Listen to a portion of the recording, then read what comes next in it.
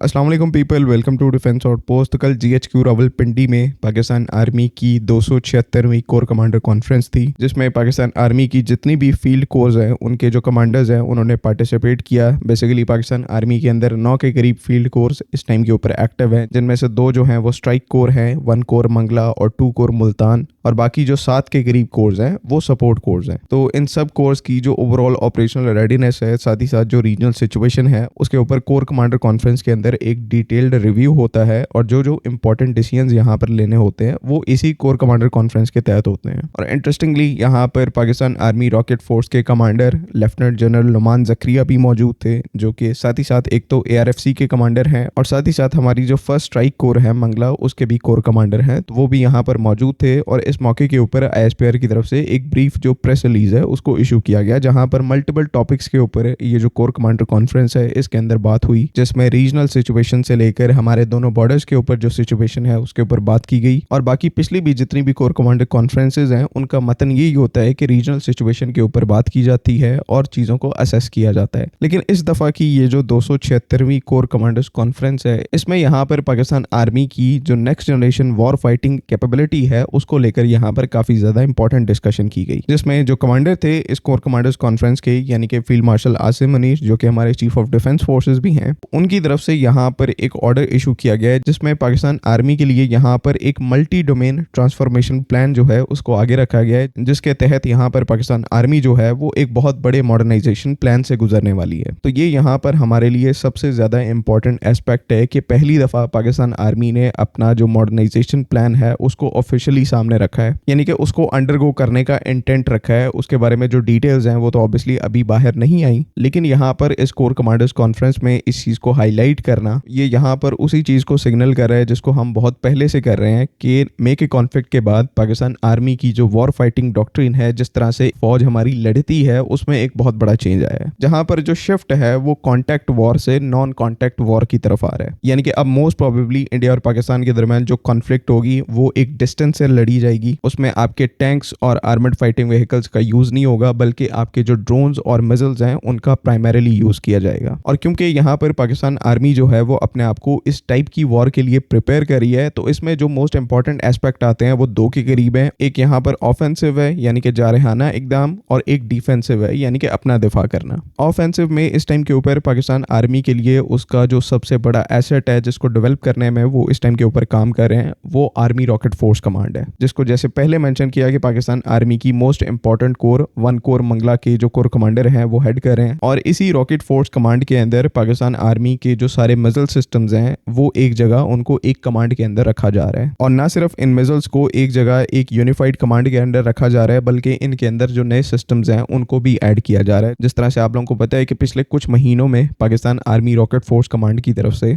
कम यहाँ पर 3 नए वेपन सिस्टम्स को उन्होंने टेस्ट किया है और अपनी सर्विस में इंडक्ट करने जा रहे हैं। उसमें फतह 3, फतह 4 और फतह 5 जो मिसाइल सिस्टम्स हैं वो इस टाइम के ऊपर शामिल हैं। फतह 3 जो है वो सुपरसोनिक मिसाइल है जो कि 300 से 500 किलोमीटर की रेंज के साथ आता है। फतह 4 एक सबसोनिक क्रूज मिसाइल है जो कि 750 किलोमीटर रेंज के साथ आता है। और फतह 5 वो 1000 किलोमीटर से ज्यादा की रेंज यहाँ पर रॉकेट फोर्स को प्रोवाइड करेगा। और यहाँ पर बड़ी अच्छी पॉसिबिलिटीज हैं कि ये सारे वेपन सिस्टम, क्योंकि अभी तक हमने फतह 3 और फतह 5 को पब्लिकली नहीं देखा, तो नेक्स्ट यहाँ पर जो एक इंपॉर्टेंट इवेंट आने वाला है जो कि 14 अगस्त है, जिसके ऊपर DGISPR के मुताबिक एक बहुत बड़ी जो मिलिट्री परेड है उसको होल्ड किया जाएगा। तो उस परेड के दौरान ये सिस्टम्स भी हमें देखने को मिलेंगे पहली दफा पब्लिकली। खैर, इन सब चीजों को यहाँ पर साइड पर रख के कल की जो कोर कमांडर्स कॉन्फ्रेंस है और Pakistan army rocket force command है उससे रिलेटेड बात कर रहे हैं। तो जो यहाँ पर इंडिकेशंस हैं कि आने वाली कॉन्फ्लिक्ट में रॉकेट फोर्स को किस तरह से यूज किया जाएगा, उसकी स्ट्रेटेजी क्या होगी, उसके ऊपर काफी इंपॉर्टेंट बात हुई होगी। और साथ ही साथ इस रॉकेट फोर्स का जो फ्यूचर है कि फ्यूचर में इस कमांड को किस तरह से लेकर चलना है और किस तरह के वेपन सिस्टम्स इस कमांड के अंडर ऐड करने हैं, तो उनके लिए भी ऑब्वियसली यहाँ पर एक जो फ्रेमवर्क है उसको डिसाइड जरूर किया गया होगा। क्योंकि अभी के लिए पब्लिकली बात करें तो जो पब्लिक डेटा है हमारे पास उसके हिसाब से हमारी जो रॉकेट फोर्स है अभी इनकम्प्लीट है। बिकॉज बाकी जो इस टाइम के ऊपर दुनिया में रॉकेट फोर्सेज हैं, जिस तरह से चाइना की जो PLA रॉकेट फोर्स है उसकी अगर आप एग्जांपल ले लें तो उस रॉकेट फोर्स के अंदर DF-17 जैसे जो हाइपरसोनिक वेपन सिस्टम्स हैं वो भी मौजूद हैं, जो कि अभी के लिए अगेन पब्लिक डोमेन के हिसाब से हमारी रॉकेट फोर्स के अंदर ये जो हाइपरसोनिक वेपन सिस्टम्स हैं वो मौजूद नहीं है। इनके ऊपर काम किया जा रहा है, तो उसके बारे में अभी पब्लिक इंफॉर्मेशन नहीं है। लेकिन Pakistan army rocket rocket force command के बारे में जो एक बहुत ही इंटरेस्टिंग चीज़ है वो ये है कि इस रॉकेट फोर्स को चाइना की जो रॉकेट फोर्स है उसकी तर्ज पर बनाया गया है, उससे इंस्पायर होकर बनाया गया है। और अगर चाइना से यहाँ पर इंस्पिरेशन ली गई है तो most probably Chinese rocket force की तरह हमारी जो रॉकेट फोर्स है उसके अंदर भी हाइपरसोनिक वेपन सिस्टम्स को ऐड जरूर किया जाएगा, क्योंकि हाइपरसोनिक कैपेबिलिटी के बगैर एक रॉकेट फोर्स, जैसे पहले बताया कि ऑलमोस्ट यहाँ पर एक इनकम्प्लीट फोर्स है, उसकी जो कैपेबिलिटी है वो इस टाइम के ऊपर कंप्लीट नहीं है। फतह 3 से फतह 4 ये जो सबसोनिक से सुपरसोनिक है वो स्टेप जो है वो हम ऑलरेडी क्रॉस कर चुके हैं। तो नेक्स्ट पॉसिबल स्टेप जो है वो अगेन हाइपरसोनिक वेक्टर्स की तरफ है, हाइपरसोनिक मिसाइल्स की तरफ है, जिसके हवाले से पाकिस्तान आर्मी अपने जो मॉडर्नाइजेशन प्लान है उसके अंदर इस चीज के ऊपर फोकस कर रही है। बाकी यहाँ पर मल्टी डोमेन ऑपरेशंस एयरफोर्स और नेवी के साथ मिलकर जो जॉइंट ऑपरेशंस हैं उनको प्लान और एग्जीक्यूट करने में भी फोकस किया जा रहा है। साथ ही साथ जो ड्रोन वॉरफेयर का कॉन्सेप्ट है उसको भी यहाँ पर इंपॉर्टेंस दी जा रही है। और last but not the least, इसी कोर कमांडर्स कॉन्फ्रेंस के अंदर जो ऑपरेशनल रेडीनेस है उसके ऊपर फोकस किया गया कि जो भी इस टाइम के ऊपर रीजनल सिचुएशन है इंडिया के साथ, अभी 1-2 दिन पहले हमने बात की कि किस तरह से इंडिया पाकिस्तान दोनों साइड्स के ऊपर मिलिट्री एक्टिविटी जो है वो काफी बढ़ चुकी है। तो इस कोर कमांडर्स कॉन्फ्रेंस के थ्रू यहाँ पर ये चीज वैलिडेट होती है कि पाकिस्तान आर्मी अपनी जो ऑपरेशनल तैयारियां हैं उनको स्टेप अप कर रही है कि आने वाले टाइम में किसी भी सिचुएशन के लिए यहाँ पर प्रिपेयर किया जाए। और जिस तरह से यहाँ पर इस टाइम के ऊपर सिचुएशन बन रही है, हमारी अपनी एक इंडिकेशन है कि पाकिस्तान आर्मी यहाँ पर अब से कुछ ही दिनों के अंदर कुछ काफी इंपॉर्टेंट मिसाइल टेस्ट को कंडक्ट कर सकती है। बिकॉज अगर हम इस टाइम के ऊपर कुछ तैयारियां कर रहे हैं तो पब्लिक लेवल के ऊपर जाकर पूरे रीजन में इस चीज को कन्वे करने की काफी ज्यादा जरूरत है कि वो जो तैयारियां हैं वो पूरी दुनिया को दिखाई दें। तो नेक्स्ट कुछ ही दिनों में यहाँ पर कुछ मिसाइल टेस्ट भी होंगे